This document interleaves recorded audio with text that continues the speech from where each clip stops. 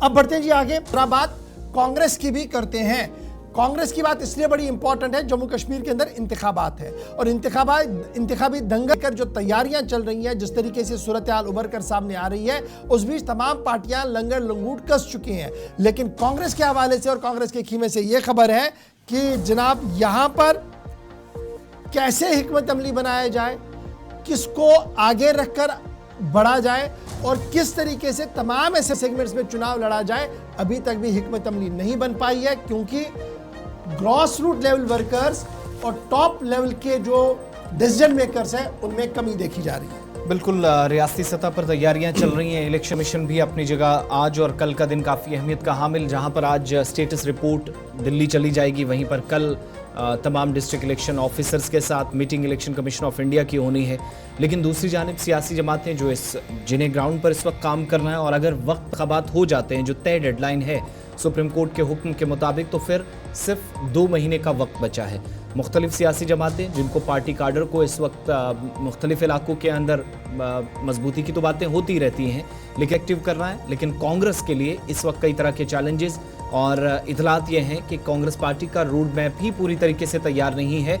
यही वजह है कि कुछ नाराज़गियाँ दिल्ली से पिछले दिनों दूर करने की कोशिशें हुई और कुछ रियासती काडर को खुद जिम्मेदारियाँ संभालनी थी, लेकिन पार्टी काडर की एक कमी का भी सामना पार्टी को है। इस तरह की डिटेल्स हम तक पहुंच रही है। मजीद इस पर बात करेंगे, गुफ्तगू को ज़रा आगे बढ़ाते हैं। हमारे साथ सैयद जमुल वादी कश्मीर से ज्वाइन किए हैं। सैयद जमुल, सारी पार्टियां इस वक्त तैयार नजर आ रही हैं और कहा जा रहा है कि हम इलेक्शन जब भी हों कोई कसर बाकी नहीं छोड़ेंगे, हमारी तरीके से तैयार है। लेकिन ये कौन सी तैयारियां कांग्रेस की जानिब से कि जहां जैसे जैसे इलेक्शंस करीब आ रहे हैं वैसे वैसे ये पार्टी फंसी नजर आई है?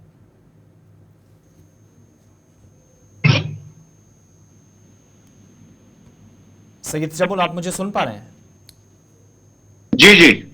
मेरा सवाल था कि मुख्तलिफ सियासी जमातें इस वक्त ऑलमोस्ट सबकी कारकर्दगी पिछली क्या है उसको भी रिव्यू किया जा रहा है, और दूसरी बात यह कि आइंदा इंतखाबात के लिए भी तैयारियां हो रही हैं। हिकमत अमली पर सवालात इंतखाबात के करीब उठना कितना मुश्किल इस वक्त कांग्रेस के लिए बिलखुसूस सबसे पुरानी जमातों में से एक, और ये कि पार्टी काडर कम होना, ये कितना बड़ा और मुश्किल तरीन लम्हा हो सकता है पार्टी के लिए इस वक्त?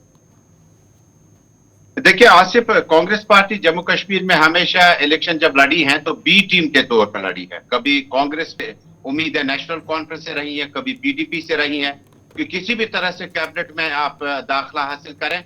लेकिन ग्राउंड जीरो पे जो कांग्रेस की इस वक्त पोजीशन है वो बहुत कमजोर है। अगर आपको याद होगा कि किसी वक्त में जब सैफुद्दीन सोज कांग्रेस के सदर हुआ करते थे तो दूसरी लॉबी उनके खिलाफ थी।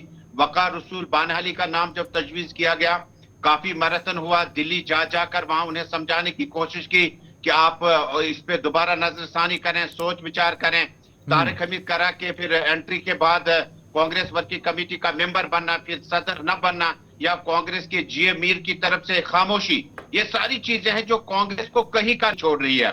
और कांग्रेस पार्टी, मैं कल पीडीपी कार्यालय में था, मैं नेशनल के दफ्तर में था, गहमा गहमी इतनी ज्यादा है कांग्रेस पार्टी के मैंडेट को लेकर। पीडीपी के पार्टियों को कैंडिडेट्स के साथ मीटिंगें चल रही है, लेकिन जैसे सांप सूंघ गया हो वैसा कांग्रेस को पहले ही गुलाम नबी आजाद थे, जो उनके कुछ लीडरान थे, सुरूरी साहब, वानी साहब और बाकी लीडरान थे, उनको अपने पास बुलाया। लेकिन उसके बाद जब कांग्रेस पार्टी की इस वक्त ग्राउंड जीरो पे कोई जलसा नहीं, कोई जुलूस नहीं, कोई कन्वेंशन नहीं, कोई यूथ विंग जो है, जो वाइब्रेंट किसी वक्त में हुआ करता था शुएब लोन के टाइम में जब वो कांग्रेस पार्टी के प्रेसिडेंट, हालांकि उस वक्त हुकूमत साजी में नेशनल कॉन्फ्रेंस के शराकतदारी में थी।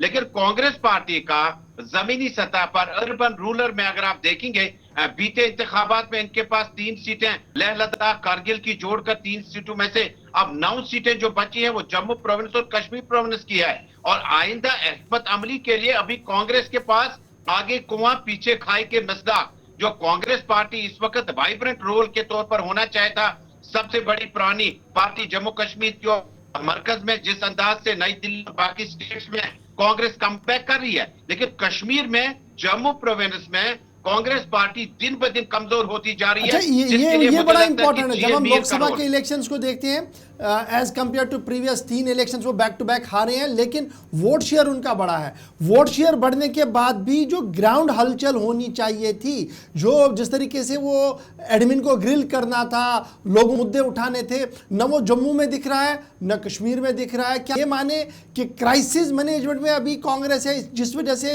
ये सारी चीजें दिख नहीं रही है ग्राउंड पर? कांग्रेस में वो एनर्जी नहीं है। अब कांग्रेस में हमने देखा कि आपने बिल्कुल सही कहा कि कांग्रेस पानी, बिजली, सड़क, रसोई गैस और बाकी चीज कर धरना प्रदर्शन करती थी, लेकिन ये जो 2024 का कांग्रेस जम्मू कश्मीर में ये कुछ मुख्तलिफ है। एक डेपुटेशन तो दिल्ली लेकर गया था, वहां पे 10 जनपद से लेकर आसपास में लीडरों से मिलने की कोशिश की, जनाब फलानी को उतारो, फलानी को चढ़ाओ। ये कांग्रेस की पॉलिसी है। बहुत मुश्किल से मुझे वर्किंग प्रेसिडेंट रमन भला का रोल नजर नहीं आ रहा है। वकार रसूल साहब बड़ी कोशिश कर रहे हैं, लेकिन उन्हें साथ नहीं मिल रहा है, सपोर्ट नहीं मिल रहा है उनको। और तीसरी तरफ एक और ग्रुप है जो कांग्रेस में वापसी की हुई है या कांग्रेस के साथ जुड़ गए हैं, उनकी एक अलग लॉबी है। कांग्रेस का जम्मू कश्मीर में धरना प्रदर्शन, प्रेस कॉन्फ्रेंस, ज्वाइनिंग और बाकी चीजों का कोई मुझे पता नजर नहीं आ रहा है। कांग्रेस आने वाले वक्तों में, हालांकि गवर्नर साहब कुछ माम है, शायद कुछ लीडर कांग्रेस की घर वापसी कर सकते हैं, उनका विनिंग रेशो बेहतर हो सकता है बाकी सीटों के मुकाबले में। लेकिन जो हालत इस वक्त अर्बन लोकल डेवलपमेंट, अगर इलेक्शन होते हैं, पंचायती इलेक्शन होते हैं, कश्मीर में विधानसभा के चुनाव होते हैं, तो कांग्रेस के पास अभी सेमीफाइनल तक रसाई नहीं होगी। अच्छा, क्या मैं इसको ऐसे समेटूं फिर कि जब हम प्री पोस्ट अलायंस की बातें करते हैं, अगर चुनाव सितंबर में हुए, इसलिए जो गुज़श्ता दिनों नेशनल कॉन्फ्रेंस का इजलास 2 रोज़ा हुआ, उसमें खुलकर लीडरों ने उमर को कहा, फारूक का कहा कि जनाब आप खुद को ज़रा रेस्ट्रिक्टेड रखिए, कोई अलायंस ऐसा ना करें जिससे हमें नुकसान हो, क्योंकि कांग्रेस जो 15 सीटों का दावा करने जा रही है जम्मू कश्मीर के अंदर, वो तो 3 सीटों पर भी नहीं है कहीं। बिल्कुल, देखिए डॉक्टर साहब को, उमर साहब को, अब्दुल रहीम राथर साहब, सागर साहब, गोडी साहब का जो फीडबैक मिला है उसमें कांग्रेस का था पता नहीं है जम्मू कश्मीर में। आपने लगातार हैट्रिक करने दी बीजेपी को जम्मू में। आपके पास मुद्दे कितने थे? 370 के आगे भी आपके पास मुद्दे थे। आप जम्मू में आप कांग्रेस बेटर कर सकता था। 3-0 आप एक बार फिर कारगिल, नोबरा के उन इलाकों में कांग्रेस पार्टी को सपोर्ट मिला नेशनल कॉन्फ्रेंस के, तब जाके तरक्याती काउंसिल यानी पहाड़ियाती काउंसिल में आपकी हल्की सी एंट्री हुई। लेकिन जब आप नेशनल कॉन्फ्रेंस पे डिपेंडेंट रहेंगे, किसी और पार्टी पे डिपेंडेंट रहेंगे, अब कांग्रेस क्या सोच रहा है कि अगर साउथ कश्मीर में नेशनल कॉन्फ्रेंस से बार्गेनिंग करेगी असेंबली चुनाव में मैंडेट को लेकर, वो तो पॉसिबल नहीं है। आपके डूरू, कुकरनाग, वोयलू और बाकी जगहों पे नेशनल कॉन्फ्रेंस ने पहले ही अपने बड़े सीनियर ब्यूरोक्रेट को इस वक्त मैदान में रखा है। और मुझे लगता है कि अगर नेशनल कॉन्फ्रेंस पे कांग्रेस डिपेंडेंट रहता है तो रही सही कसर इसकी खत्म हो जाएगी। लेकिन नेशनल कॉन्फ्रेंस और कांग्रेस की राहें अलग हो चुकी है, और कांग्रेस इस चीज को समझना होगा कि उन्हें विधानसभा चुनाव में अपने बल पे इलेक्शन लड़ना होगा, तब जाके इनका थोड़ा सा जो इस वक्त थोड़ी बहुत इज्जत बची हुई है उसको बहाल किया जा सकता है। लेकिन गवर्नर साहब, सबसे अहम बात है कि को वकार रसूल को, तारिक हमीद करा साहब को, रविंद्र शर्मा जी को, बला साहब को, इनको एक टीम तश्कील देनी होगी, तब जाके कांग्रेस पार्टी का जो अपना मैनिफेस्टो जम्मू कश्मीर में आगे क्या करना चाहता है उसमें मुझे लगता है कि बहुत शुक्रिया सही तजुर्बा हमारे साथ ज्वाइन करने के लिए। थोड़ा सा खाका हमने किया जी कांग्रेस का, लेकिन ब्रेक पर जाना।